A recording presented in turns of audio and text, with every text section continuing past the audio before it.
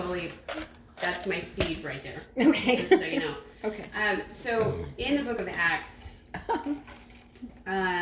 which obviously you all know the book of Acts, and you know that's where the miracles happened, right? I mean, that's the one that you want to read. If you want to stay connected into that flow of the Holy Spirit, keeping the book of Acts in your regular reading is one of my favorite things to do for that reason. But here's the cool thing for you guys. So the Holy Spirit said, when the tongues of fire came and everybody was speaking at Pentecost, right? Mm-hmm. This is what he said. He said, what was the first precedent for that to happen? The Holy Spirit. Yeah. Unity. Yeah. Unity. Oh. So, for you, the unity is key. Getting on the same page, and it doesn't have to be, it's not necessarily the many, it's the few that are chosen, right? So the unity that you guys have and the ability to have that cohesive circle is going to move mountains. Oh, wow. It is literally going to move mountains into the sea. And so you need to know that that is your primary source of strength. Obviously, everything through God, right? But when you are able to get on the same page with each other, that's when the things are going to start flowing, and they're going to start flowing, and they're going to happen fast. Like, these are things that maybe you guys have been praying for years. Some of them maybe you even forgot about. But God is going to remind you. He's going to bring them into reality for you in ways that you aren't expecting. So he also wants you to know, I feel him. I don't hear the voice of the Lord. Sometimes you'll hear me say, I just heard this. Like when we were praying, I said I heard trauma. Yeah. It's not, I don't hear the audible voice of God. It's an impression that he puts on my heart, and it's a flow. And so I have a hard time explaining to people sometimes. So if you hear me say, I heard this, or sometimes I do see, flashes of images, but generally what it is it's a download in my heart, just so you know that about me when I'm talking. So the cool thing about what you guys are doing, I feel like the Lord's saying there has been a lot of things that have been done that maybe you felt like weren't noticed, felt like weren't recognized, or maybe didn't turn out exactly the way that you thought they would, or maybe attendance wasn't what you thought it would be, or the type of people that you've seen come through consistently, maybe you're looking at a different type of group or attracting more people, but the Lord wants to encourage you and let you all know he knows exactly what has been going on. He has seen every little detail that you have done, and that brings him joy. Each of you bring him joy. Like every time you reach for him, every time you do something for him, every time you serve for him, even when you're cooking food for other people, that brings him joy, and he is very pleased with the hearts in this group. I mean, these hearts, like he's showing me, he showed me a rainbow. And I felt like when I looked at you, when you first walked out today, I felt like the Lord was saying you had a very specific experience when you were a little girl with the Lord. Do you know what I'm talking about? Do you know what he's... The only thing I can think about is when I first gave my heart to the Lord. How old were you? I was probably, at first I thought I was 8, but I had a little diary that it kept, and it said I was 10. But I remember it very vividly. I just felt God's warmth all over me, and I knew he had changed me. And when he told me that, I didn't know you were talking about your mom, and it caught my ear when you said she made us go to church, because I didn't know, I didn't grow up in the church, so I don't really have a memory, from that, but there was that moment, and he still cherishes that moment.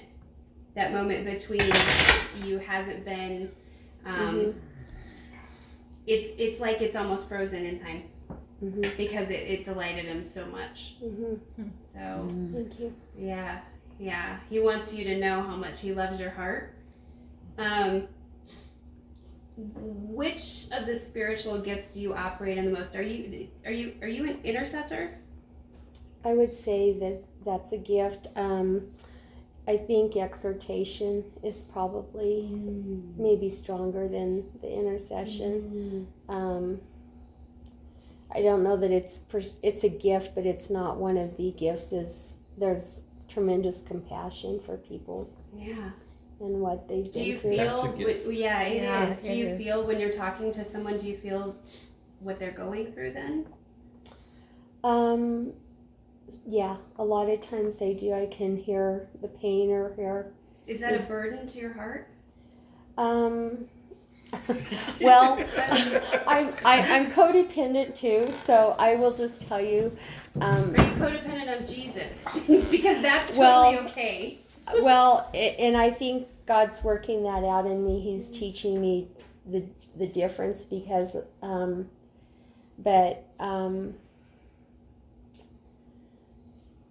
for a long time, I think it was I just did not want other people to hurt, so I was like overcompensating and different things because I just couldn't stand to see people hurt.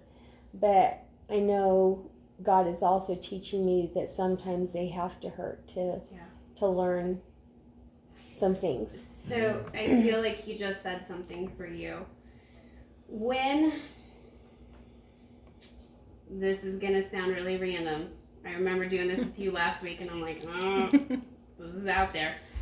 Do you know much about sheep herding? Not a lot. I mean, my folks had cattle when I was growing up, so I know a little bit about, cattle and stuff, and my girls had 4-H steers and stuff, but as far as sheep, we've never actually raised sheep. So, when a sheep, in a flock, when there's one sheep that's going their own way, climbing under a fence or going over, the pictures where you see where there's a lamb around being Jesus. carried? Sheep herders, when they will try to work with the sheep and try to get them not to leave and to stray. But there comes a point where the other flock starts to follow them. Okay? So when the other flock starts to follow them, it's not just about them anymore, right? The problem's bigger. In order to fix that, they break the legs. And they put the sheep on their neck to bond that sheep to the shepherd, so that lamb has to become completely dependent. So you're right when you say people have to hurt. So what he's saying to you is, okay, first of all, what you feel when you look at people, that's the way Jesus is giving you a glimpse of him and how he sees and how he feels.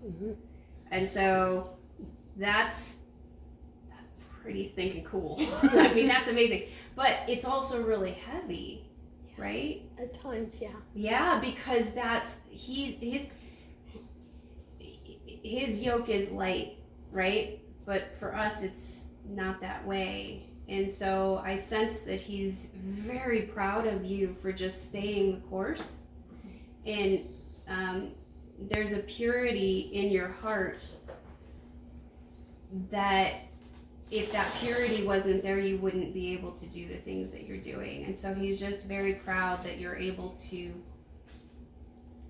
deal with that, because that's not something that everybody's designed and built to do, right? You can do things that nobody else can do. You can see things, you can feel things. He's placed you in specific situations where you may be the only version of Jesus that people see. And I'm not just talking about believers, right? So, yeah. But that moment, he wants you to go back to that moment. Because when that moment when you were a child, there's joy. Yeah. Right? Yeah. It's a full joy, Yeah. just an overflow. Yeah.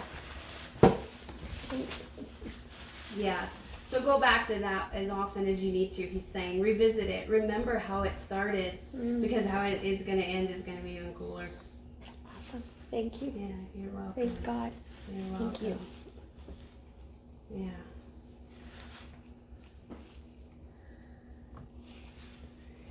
Oh, man.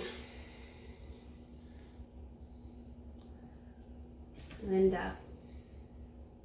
I need to actually come here.